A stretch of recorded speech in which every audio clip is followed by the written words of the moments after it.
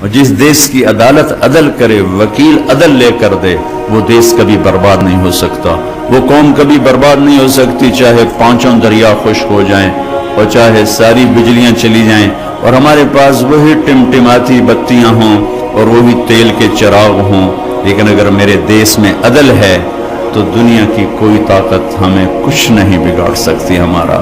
لیکن اگر ہم ظالم بن گئے تو اللہ کی ظالم سے کوئی محبت نہیں ہے، پھر ایٹمی طاقت بن کے بھی کچھ نہ ہوگا اور گھی کے چراغ جلا کے بھی کچھ نہ ہوگا اور رات کو دن بنا کے بھی کچھ نہ ہوگا، کہ ظالم کے ساتھ اللہ کی کبھی مدد نہیں آتی اور مظلوم سے اللہ کبھی پیچھے نہیں ہٹتا، مظلوم چاہے کافر اور دہریہ کیوں نہ ہو، مظلوم ایک برادری ہے، اس میں مذہب کا کوئی ٹھپا نہیں، مظلوم ہونا شرط ہے، اللہ اس کے ساتھ ہے، اور ظالم بھی ایک برادری ہے، اس کے لیے ایمان اور کفر شرط نہیں ہے، پر اللہ کی تباہی کے نظام چلتے ہیں اور اللہ کے غیظ و غضب کے رندے پھر جاتے ہیں۔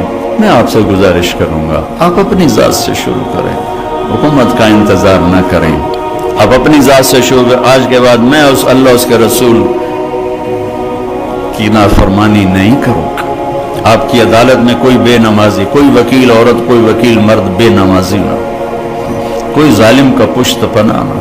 ہم یزید کو سب گالیاں دیتے، حسین کے لیے اب بھی آپ رو رہے تھے، لیکن کام سارے وہی ہوتے ہیں جس سے یزید کی تقویت ملتی ہے، حسین کو نہیں ملتی۔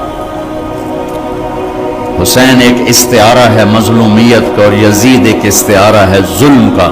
اب یہ قلم میں آپ کو دے رہا ہوں، لکھ لو، اب یزید کے استعارہ میں جانا چاہتے ہو یا حسین کے استعارہ میں جانا چاہتے ہو، یہ دنیا مٹ جائے گی، موت مٹا دے گی، ایک دن کسی کو یاد بھی نہیں ہوگا کہ طارق جمیل کون تھا اور احمد قیوم کون تھا اور چشتی صاحب کون تھے اور صدر صاحب کون تھے۔ قبریں مٹی میں مٹی بنا دیتی ہیں، یہاں کی ہر عزت دولت شہرت کی آخر انتہا یہ چند مٹھی خاک کے سوا کچھ نہیں۔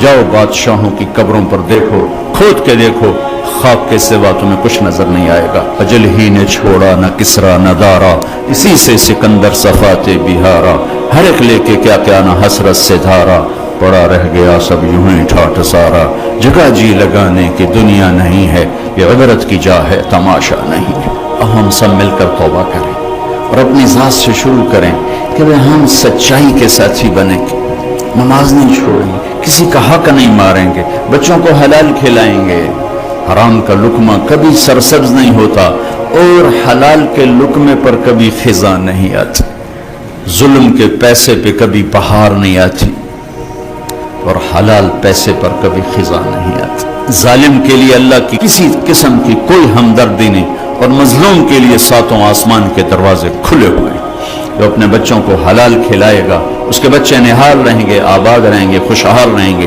جو اوروں کے منہ سے نوالا کھینچ کے کھلائے گا اور خود بھی تڑپے گا اور اس کی نسلیں بھی تڑپیں۔ تو میں آپ سب بھائی بہنوں سے گزارش کرتا ہوں کہ نئی زندگی شروع کریں، پچھلی پر توبہ کر لیں۔ رمضان ہے اور مغفرت کا مہینہ چل رہا ہے، مغفرت کا مہینہ چل رہا ہے، اور رمضان کا مطلب ہے جل جانا۔ رمضان جل جانا، یہ کیا مطلب ہے جل جانا؟ اس میں کیا جلتا ہے جو اس کا نام رمضان اللہ نے رکھا ہے؟ رمضان جل جانا، اس میں روزہ رکھنے کی وجہ سے جو ایک بھوک اور پیاس کی حرارت پیدا ہوتی ہے اس میں پچھلے گناہ اللہ جلاتا جاتا ہے، جلاتا جاتا ہے، جلاتا جاتا ہے، یہاں تک کہ آخری روزے سب گناہ جلا کے آپ کو پاک صاف کر دیتے، بچے کی طرح بنا دیتا ہے، جیسے ماں کے پیٹ سے نکلا بچہ ایسے بچے کی طرح بنا دیتا ہے، پچھلے سب معاف کر دیتا ہے۔ رات کو تراویح رکھی، اس کی تھوڑی قیمت بتا دوں تاکہ آپ پیچھے غفلت ہے تو اب نہ ہو۔ تراویح کے ہر سجدے پہ 1500 نیکی لکھی جاتی، اب 1 گھنٹے میں 60,000 نیکیاں بنا سکتے، اور تراویح کے ہر سجدے پر جنت میں سرخ یاقوت کا ایک گھر تیار کیا جاتا ہے جس کے 60,000 سونے چاندی کے دروازے ہوتے ہیں۔ اب ہر رات میں 40 گھر بنا سکتے ہیں۔ تراویح کے ہر سجدے پر جنت میں ایک درخت لگتا ہے جس کے نیچے 100 سال عربی گھوڑا دوڑ سکتا ہے۔